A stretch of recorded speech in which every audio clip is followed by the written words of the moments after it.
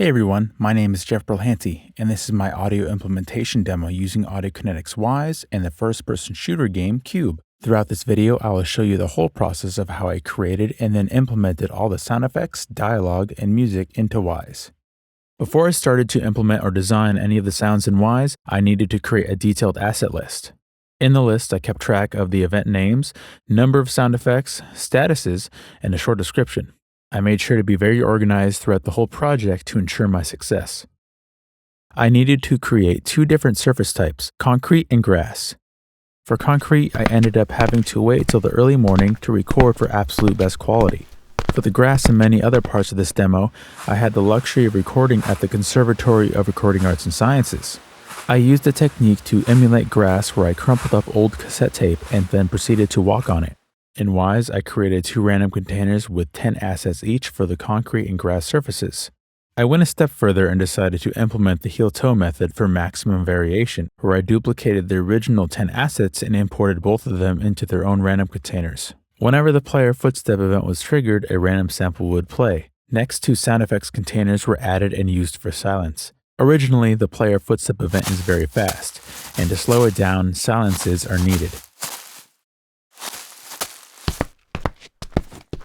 To finish off the footstep sequence, I recorded backpack movement to add another layer of depth to the footstep event.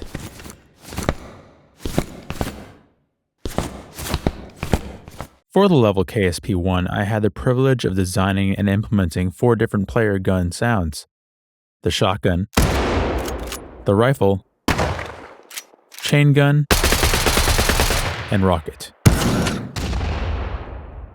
When designing the player's shotgun and other weapon sounds, I started off by using various libraries and some of my own recordings for the creation of the different gunshots. When deciding how to approach this, I began with the mindset of splitting the gun up into 3 different layers. By dividing the sound effects into high, low, and punch layers, I was able to get a very believable gunshot blast. The punch or bulk of the sound effect was sampled from Frank Bry's Explosions library. After that, I added some distortion using Decapitator by Soundtoys to make it sound more realistic when firing the shotgun. For the bottom end, I low-passed everything and used the plugin called Low Ender. This plugin helped me get a lot of the desired bottom end in a shotgun you would usually experience from a close proximity effect when firing a shotgun. In the instances when creating the player chain gun sound, I used the same process but ended up doing things a bit differently. For the chain gun, I created high, low, and punch group sound effects like before, but then added another 4th layer. In this 4th layer, I edited gunshot tail sounds into a random container. When triggered by the fire chain gun event, each gunshot tail will be played randomly. After all the initial gun sound effects were created, I then proceeded to record shell droppings for each of the surfaces. I then implemented them into Wwise using 2 random containers separating the head and tail of each of the shell droppings. One thing I had to keep in mind was the fact that since this is a first-person shooter game, the gun sounds will be triggered a lot more than any other sound.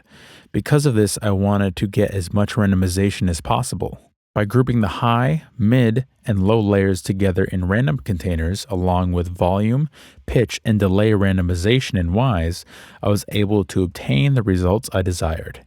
Next, I decided to tackle the monster grunt, pain, and death events. Before even designing the sound effects, I took some time to artistically think about how I wanted each monster sound to sound differently from each other. Once I figured this out, I then put myself into the character's mindset where I could unleash the beast, so to speak. I had to design and create different variations using EQ and processing plugins for 8 different monsters. The monsters I had to design were the rat,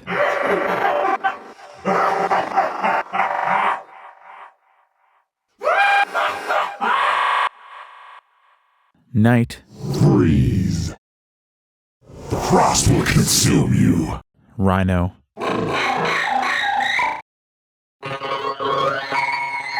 goblin,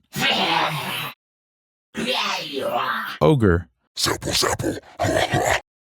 Hesselwata. Silwata. Beul,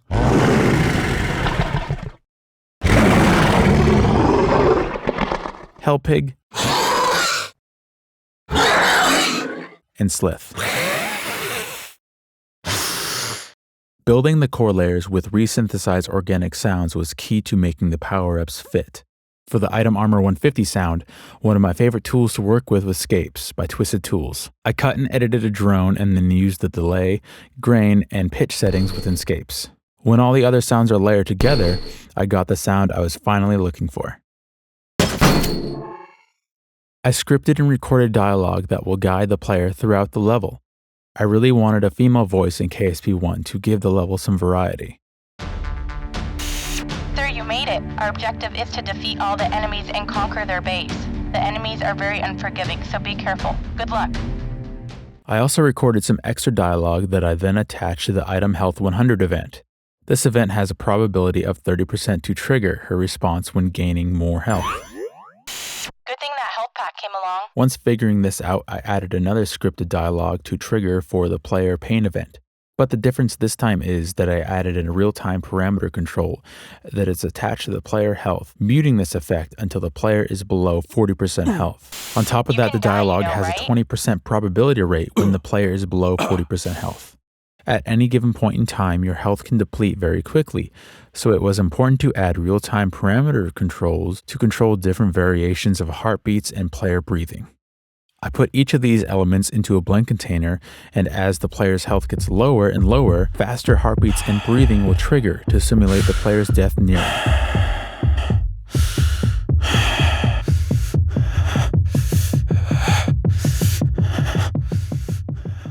I also added a sine wave with Wise's built-in tone generator. I attached the sine wave to the player's health, rising in pitch as the player's health depletes. I also added a tremolo effect on the sine wave and changed the waveform to a square wave. And finally, attaching the LFO frequency to the player's health. On the sound effects and voice bus, I added a low-pass filter and delay attached to the player health. Also on the player life event blend container and the music bus, I added a volume RTPC to display the final stages before death.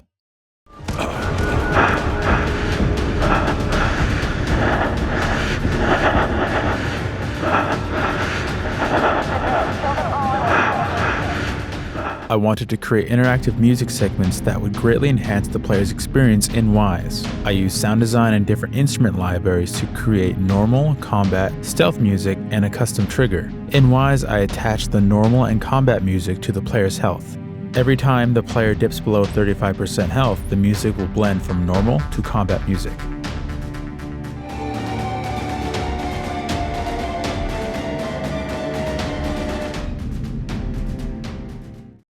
I use scripting to trigger different music states and dialogue throughout the map. To achieve this, I first entered edit mode in Cube, then selecting the area you want to attach the trigger, and finally entering the corresponding script. Be sure to add the number 1 at the very end or you'll get the infamous floating caret. Next, I found the documents associated with the map and altered the script just a hair. Now I have a fully working trigger that has given me the emotion I was looking for.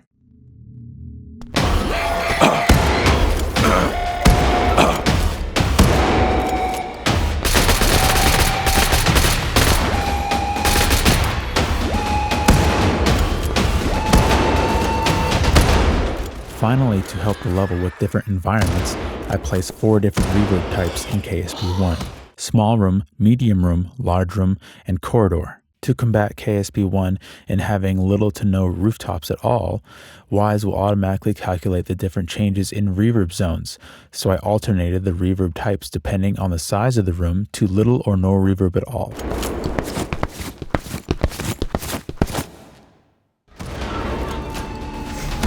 I hope you have all enjoyed learning about my experience in Wise as much as I have. Special thanks goes to the Game Audio Department at the Conservatory of Recording Arts and Sciences, Leonard Paul at the School of Video Game Audio, and my girlfriend Kelsey.